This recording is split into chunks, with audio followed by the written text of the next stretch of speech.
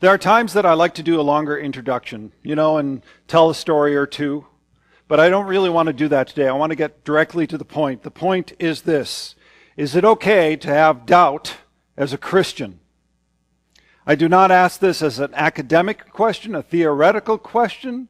It is a real question because there are too many people who are torn apart because of doubt.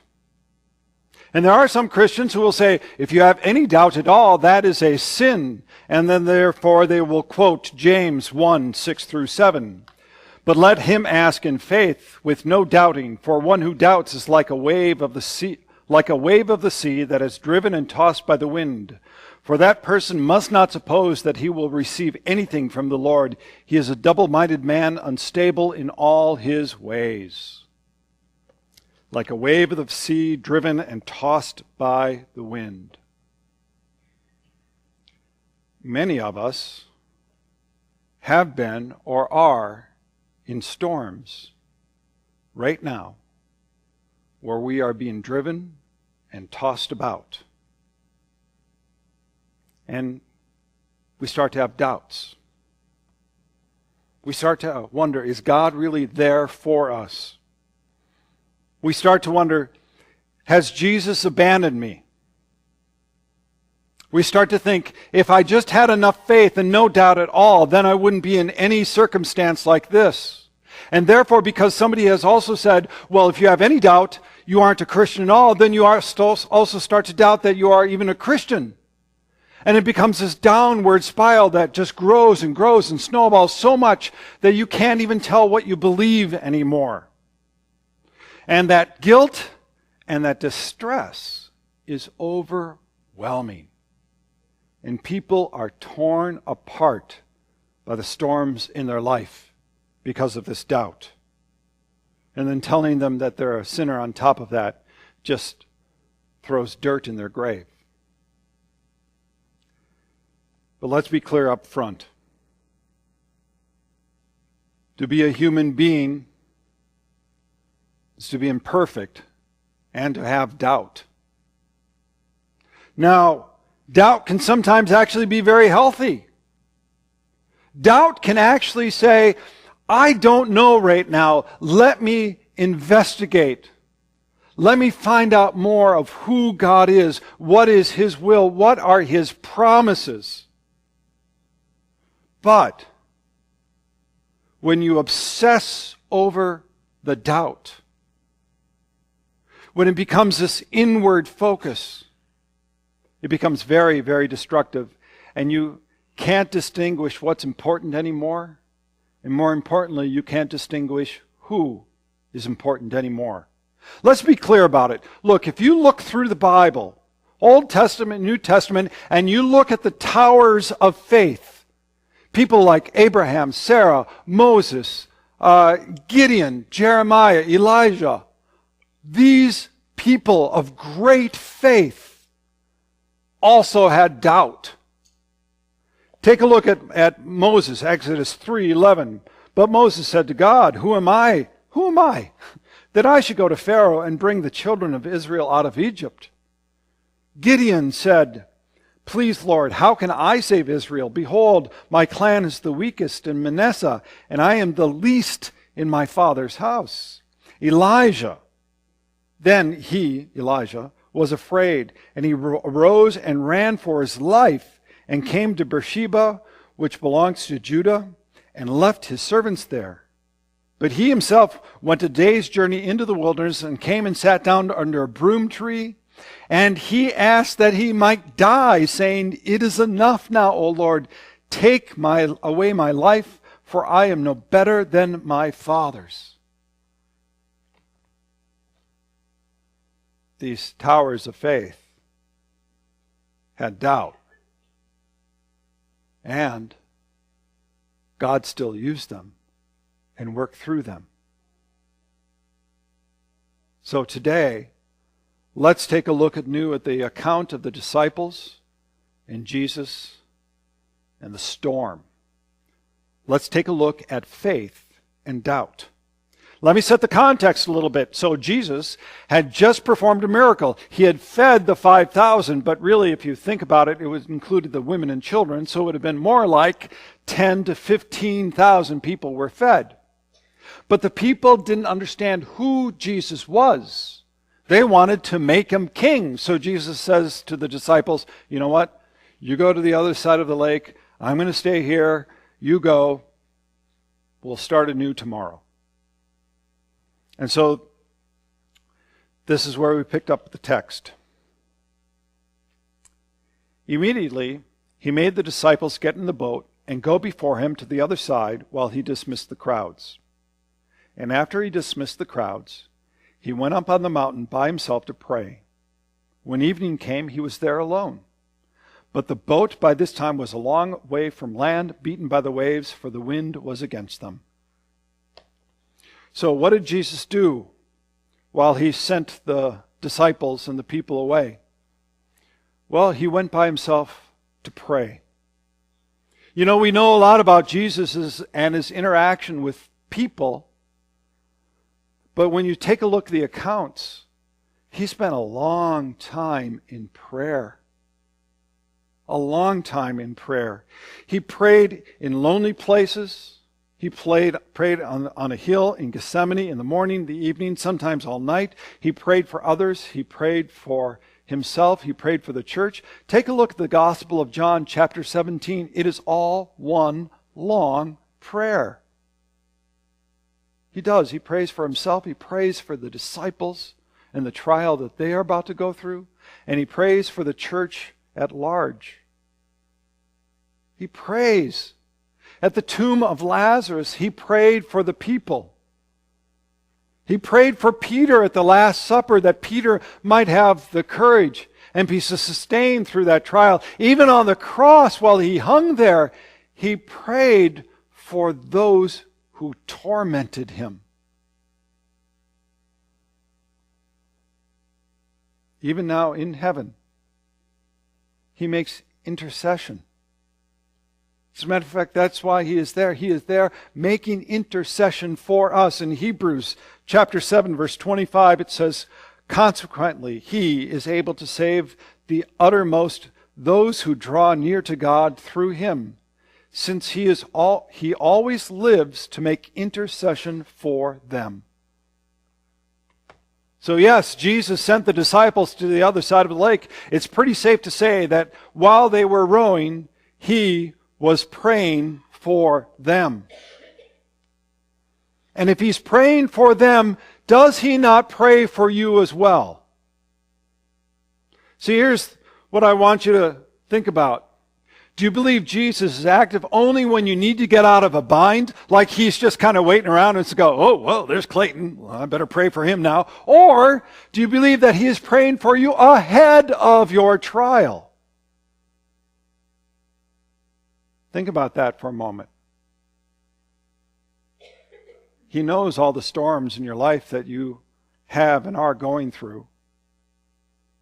And he has been praying for you ahead of time. You're not alone. So let's talk about the storm now.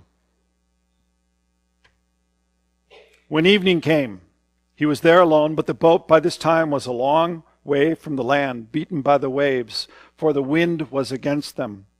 And in the fourth watch of the night he came to them walking on the sea. But when the disciples saw him walking on the sea, they were terrified and said, "It is a ghost," and they cried out in fear. So let's set the scene here. They've been rowing for a number of hours. It says the fourth watch. That would have been anywhere between 3 and 6 a.m. So if they left in the evening, let's say they even left around 9 o'clock at night, they've been rowing for at least 6 hours. And they were in a storm. The Sea of Galilee is about 680 feet below sea level. And it is surrounded by hills. And on the east side of the Sea of Galilee, the hills rise up to 2,000 feet. So there's a large difference between the top and the Sea of Galilee. And around the top of these hills, there's cool, dry air. and the cool, dry air wants to drop down. And because of the geography, the cool, dry air drops down and is funneled through the hills, and it hits that warm sea air. And there's this violent rush. And when that cold air meets the warm air, you know what happens? A storm builds up. And because of the way the wind rushes down, it goes out into the middle of the Sea of Galilee. And also because the Sea of Galilee is shallow overall, these whip up very violent storms very quickly. Right, especially in the middle of the lake. And where were the disciples? They were in the middle of the lake. How do we know this? In the Gospel of John, which also recounts the same story, it says they were 25 to 30 stadia away. A stadia, or a stadium, is about 1/8 of a mile. And just for interest, we have football stadiums. You know, they have tracks that go around it. Once around the track is a 1/4 mile. Well, just take half that. That's a stadium. So when you go to a football stadium, you're going to a stadium, a length or measure. So they were about 3 or 4 miles, it turns out to be, in the Sea of Galilee, which places them directly in the middle in danger.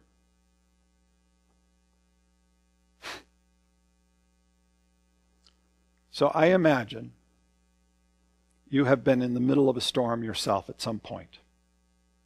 Or maybe you're there right now.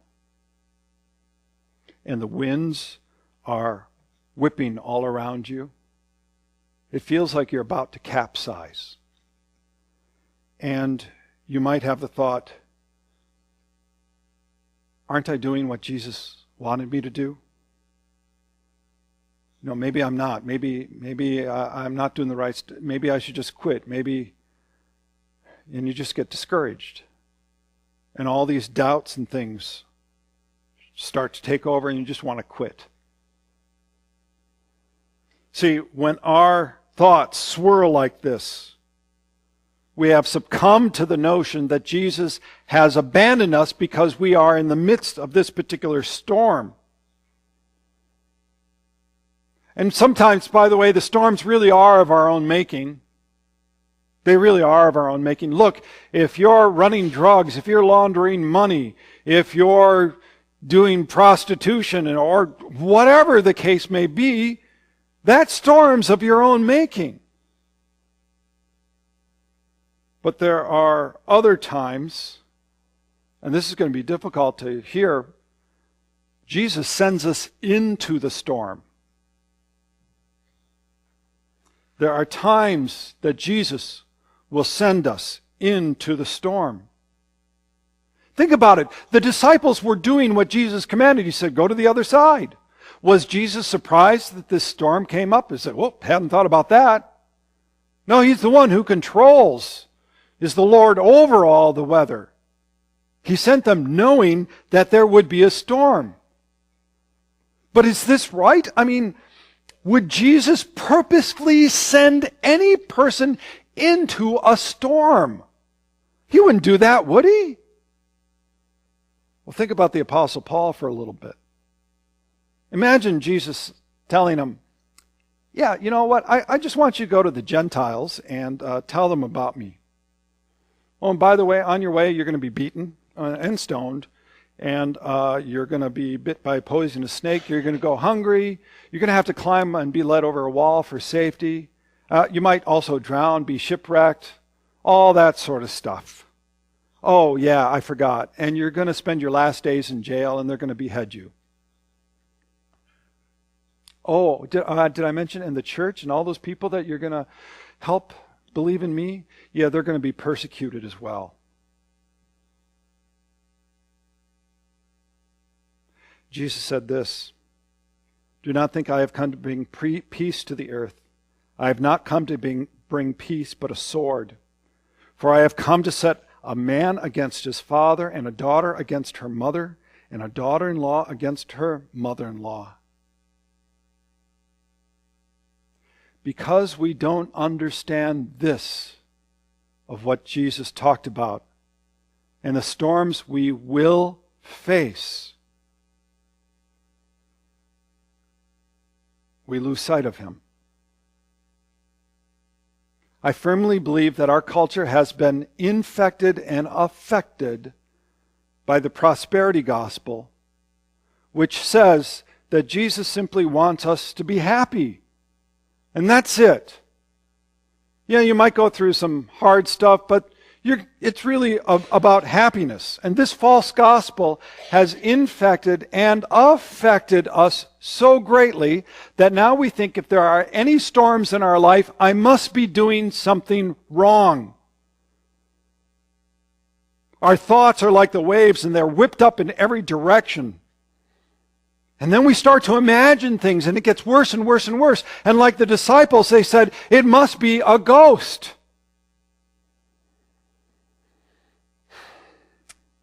But immediately Jesus spoke to them saying, take heart, it is I, do not be afraid. Jesus' words cut through the wind and the waves, the storm. He said, take heart, it is I. A literal translation is, take courage, I am. Or the King James says, be of good cheer, I am. This is a command, by the way. It's not just a suggestion. He says, take heart. Be courageous, I am. And the language he uses here, the I am, is reminiscent of what was used with Moses in the desert. God said to Moses, I am who I am. And he said, say this to the people of Israel, I am has sent me to you. Not the I have been, I will be, but I am now. I am the self-existent God who is timeless, who is all-powerful, all-knowing. I am. In the midst of storms, we have the rock of Christ who says, I am. This one phrase speaks not only of his power and of his might, but of his love for us. And we have to be able to focus on him. And in him, the great I am, we find our comfort, we find our rock, we find our Redeemer. I know a number of you know the song Greater by Mercy Me. And although it's not the exact same thing, I like how it plays into this. Bring your doubts and bring your fears. Bring your hurt and bring your tears. There'll be no condemnation here. You are holy, righteous, and redeemed. Every time I fall, there will be those who will call me a mistake. Well, that's okay, because I hear a voice and he calls me redeemed. When others say I'll never be enough, one is greater, and greater is the one who is living inside of me than he who is living in the world. There'll be days I lose the battle. Grace says it doesn't matter, because the cross already won the war. He's greater. He's greater. Take heart. I am. Do not be afraid. In the middle of your storm, do you hear that? Do you hear him calling to you?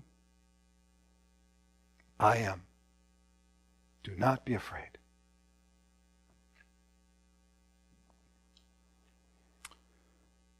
So what's your response? You remember all the disciples in the boat? They were afraid. The language actually speaks of terror. And I'm pretty sure they weren't calling out to Jesus.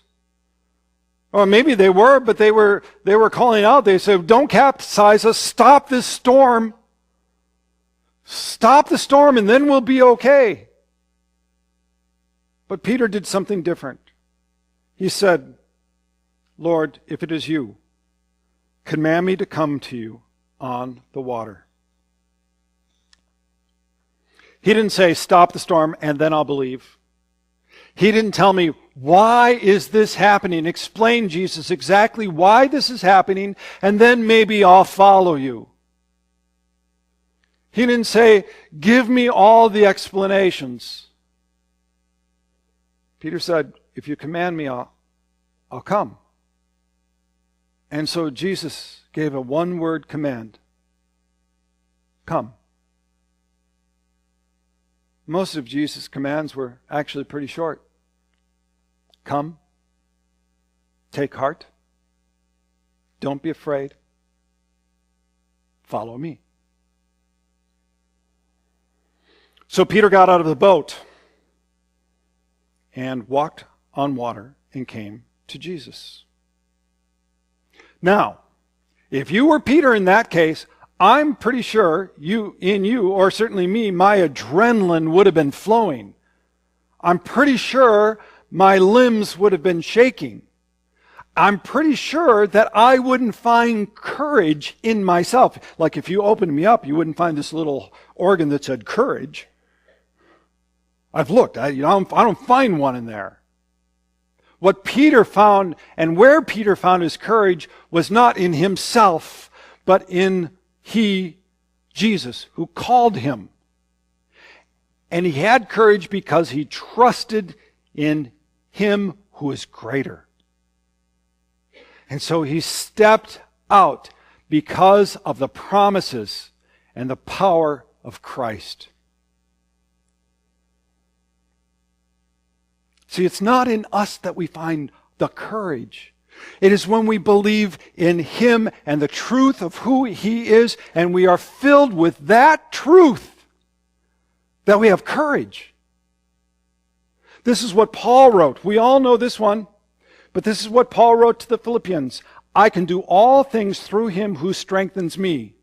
He didn't write, I can do all things because now I have the courage. No, I can do all things because of him who strengthens me. And thus, with his eyes fixed on Jesus in the midst of this storm, the storm didn't stop, by the way. It was still storming. Peter stepped out in faith.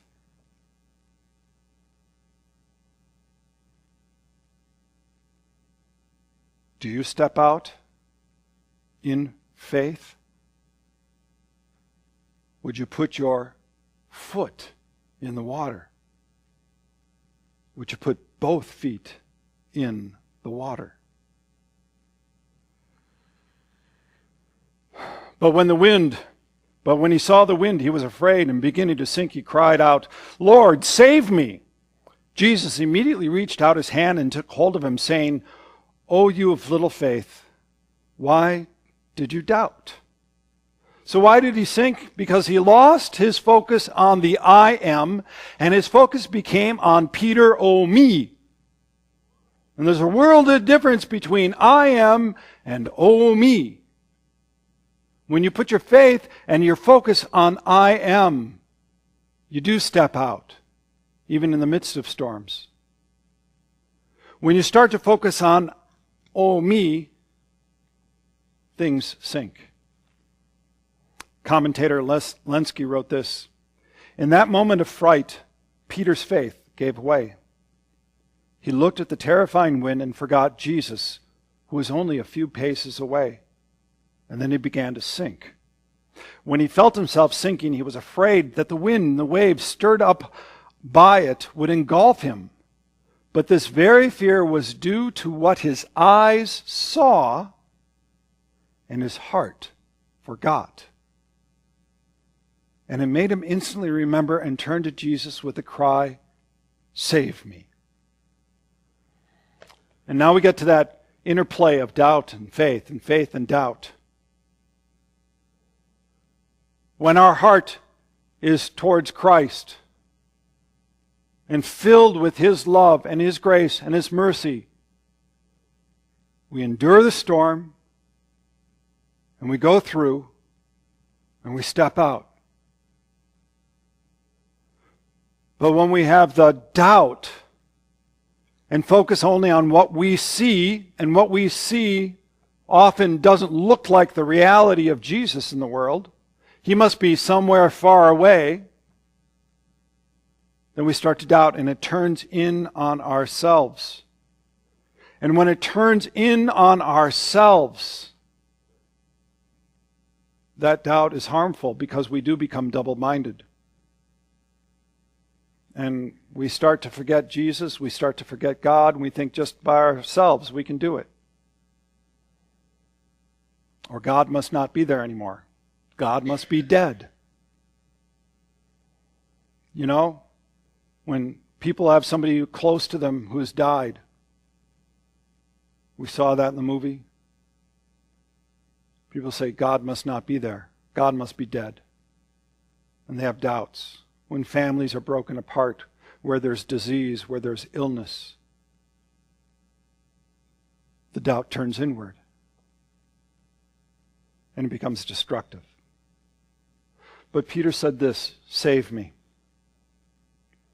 This is like a cry, and it is a prayer. It is very similar to the father with the epileptic child who says, I believe, help me in my unbelief. It's not that he had no faith. He said, my faith is weak. Strengthen me in my faith. Encourage me.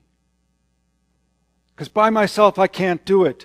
This is the prayer that counteracts the self-inward doubt. This is the prayer that reaches out to Jesus. This is the prayer similar to what Peter said, save me. To have doubt is fine, but use the doubt to propel yourself to Jesus.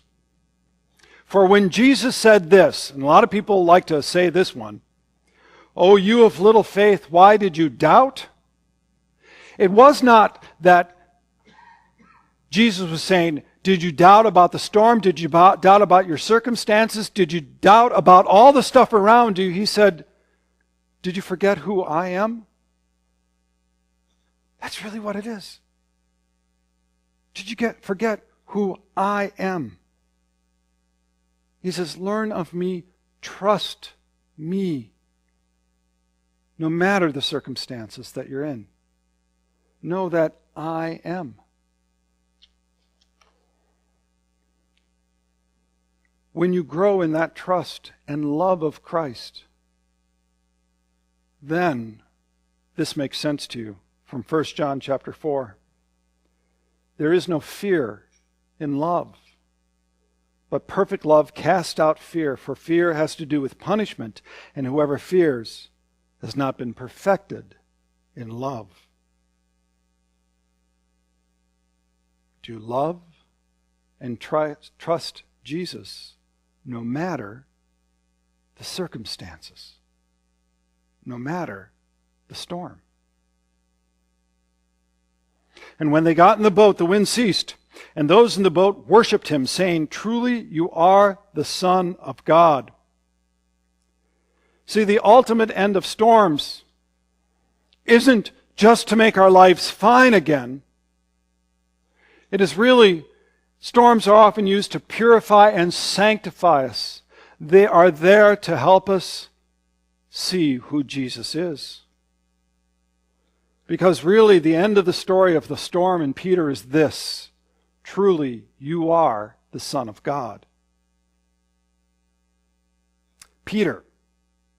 You got to love Peter because he is so human and he shows us so many different sides. He vacillates from faith to doubt and faith to doubt. And along the way, he keeps being sanctified. Did you notice that Jesus didn't give up on him? He didn't say, well, Peter, you've had some doubt, so you're out. No, he kept working with him and sanctifying him and purifying him and letting him know who he was. And Peter matured in his faith so much he wrote this: in this you rejoice, though now for a little while, if necessary, you have been grieved by various trials, so that the tested genuineness of your faith, more precious than gold, that perishes though it is tested by fire, may be found to result in praise and glory and honor at the revelation of Jesus Christ. Though you have not seen him, you love him. Though you do not now see him, you believe in him and rejoice with joy that is inexpressible and filled with glory, obtaining the outcome of your faith, the salvation of your souls. This is what Peter wrote. This is how he matured. Take heart, I am, do not be afraid. Let's pray. Dear Jesus, we thank you for our faith. We ask that you sustain us and strengthen us. Deepen our faith. Don't let it fail, no matter what the circumstance, no matter the storm, no matter the difficulty. Let us look to you. Let us see your glory and your grace and your mercy. In your name we pray. Amen.